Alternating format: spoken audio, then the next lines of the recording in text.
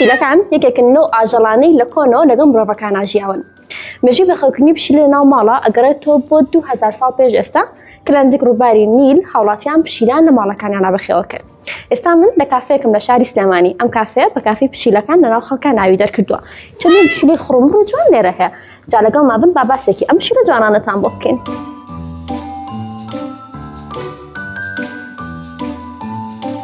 پشیلەکان هاوڕێیەکی زۆر باشن. بەخێوکردنی پشیلە خەمۆکی و دڵەڕاوکێ کەمەکاتەوە. لەگەڵەوەشا کاتێک کە پشیلەکان دڵیان خۆشە بێ مڕخەمڕخێک دروستەکەن. ئەو مڕخەمڕخە کێشەکانی دڵ کەمەکاتەوە. واتە هەم ئیسفادەی بۆ دەروونت هەیە هەم ئیسفادەی بۆ سەحەتت هەیە.